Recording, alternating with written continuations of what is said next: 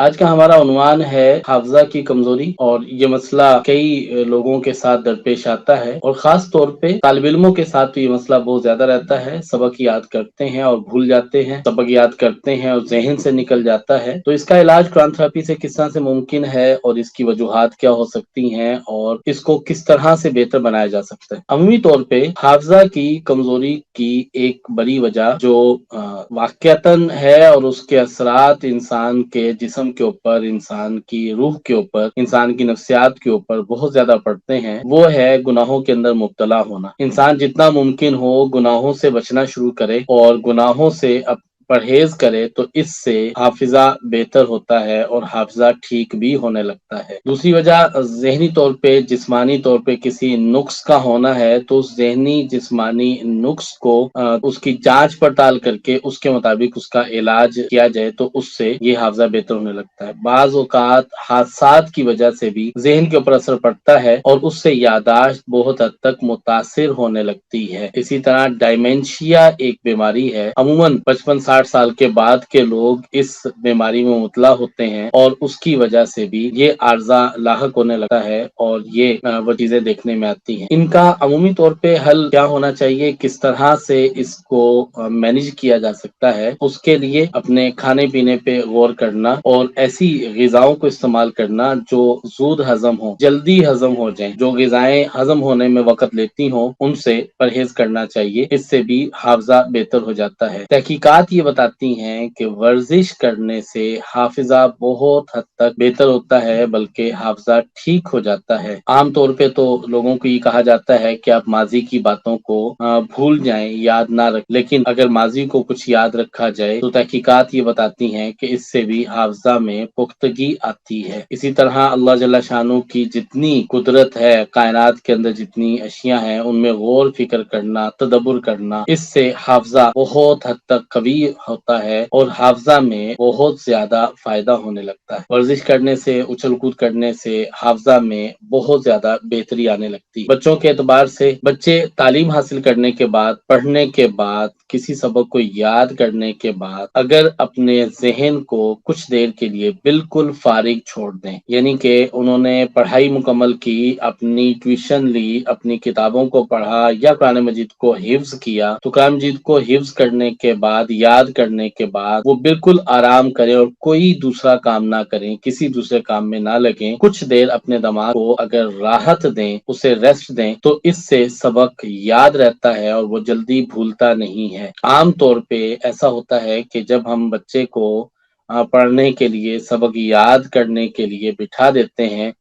تو اس شرط کے ساتھ بٹھاتے ہیں کہ آپ جیسے ہی اپنا یہ سبق مکمل کر لیں گے، سبق مکمل کرنے کے بعد آپ کو موبائل دے دیا جائے گا، اور آپ پھر اپنی گیم کھیل لیجئے گا یا موبائل فون کو دیکھ لیجئے گا۔ اس سے حافظہ بہت متاثر ہوتا ہے، سبق یاد نہیں رہتا، اور short term memory loss develop ہونا شروع ہو جاتا ہے، اور یہ ایک بہت بڑا لاس ہے۔ لہٰذا بہتر ہے کہ اگر آپ بچے کو گیم کروانا چاہتے ہیں تو آپ بچے کو پہلے گیم کروائیے، اس کے بعد بچہ جو ہے وہ پڑھنے کے لیے بیٹھے، اس سے فائدہ زیادہ ہوگا۔ اور موبائل فون ہاتھ میں دینا بہرحال ہر اعتبار سے نقصان دہ ہے، لیکن اگر کسی صورت میں آپ کو وہ دینا بھی ہوتا ہے تو پڑھائی کے فوراً بعد نہ دیجیے، بلکہ کچھ دیر، آدھا گھنٹہ، پون گھنٹہ، 1 گھنٹہ بچہ ریسٹ کرے، اور ریسٹ کرنے کے بعد پھر آپ بچے کو موبائل فون دے دیجیے، تو اس سے بچہ جو ہے وہ بہتر ہوگا، اس کی یادداشت اور حافظہ ٹھیک رہے گا۔ یادداشت کی بحالی کے لیے قرآن تھراپی سے ہمیں جو علاج ملتا ہے، اس کے لیے آپ جو ہے وہ سورہ فاتحہ فجر کے بعد 41 مرتبہ تلاوت کریں اور دم کر کے پانی پی لیں۔ میں سورہ فاتحہ فجر کے بعد ریکمینڈ کرتا ہوں کہ آپ فجر کے بعد پڑھ لیجئے اور دم کر کے پانی پی لیجئے،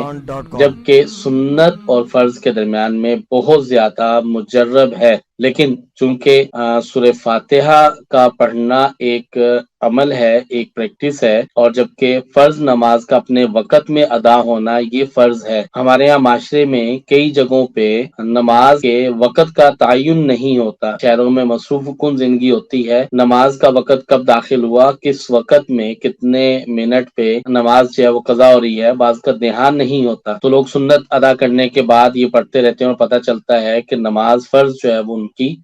قضا ادا ہو رہی ہے، چونکہ ان کے ہاں گھروں کے اندر نماز کے ٹائم ٹیبل کا چارٹ نہیں ہوتا، نماز کے قضا کا وقت لوگوں کو ذہن میں نہیں ہوتا، یا لوگوں نے اس پہ توجہ نہیں کی ہوتی، تو اس وجہ سے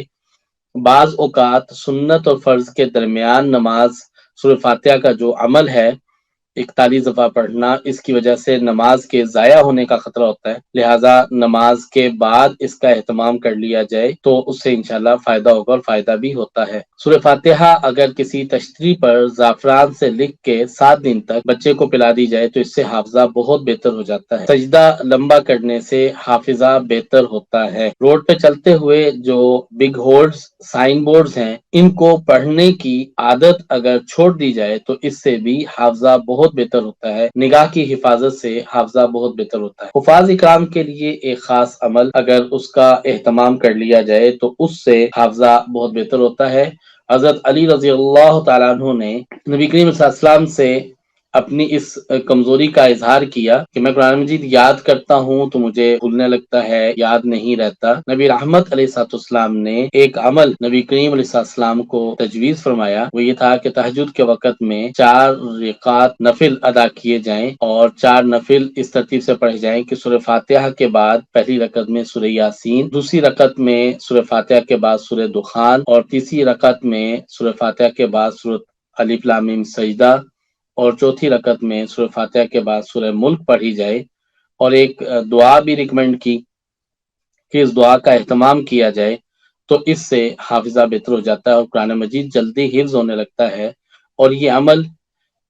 شب جمعہ میں کرنا چاہیے، یعنی جمعرات گزرنے کے بعد جو رات آ جائے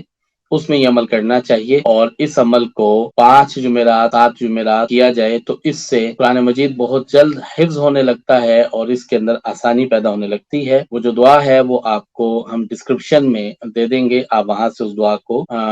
حاصل کر کے اس دعا کو پڑھ سکتے ہیں۔ تو اگر اس طرح سے ہم ان چیزوں کا اہتمام کریں تو ہمارے حافظہ کی کمزوری بہتر ہوتی ہے، اور جو مریض ڈائمینشیا میں مبتلا ہو چکے ہیں انہیں اعصابی غذاؤں کی بھی ضرورت ہوتی ہے، اور ان کے ساتھ فیملی کو ایک الگ سے کیئر کی ضرورت ہے۔ ڈائمینشیا کے مریض بھی بہتر ہو سکتے ہیں، انہیں سورہ رحمان 3 مرتبہ سنا دی جائے تو اس سے ان کا حافظہ کا جو مسئلہ ہے وہ بہتر ہونے لگتا ہے۔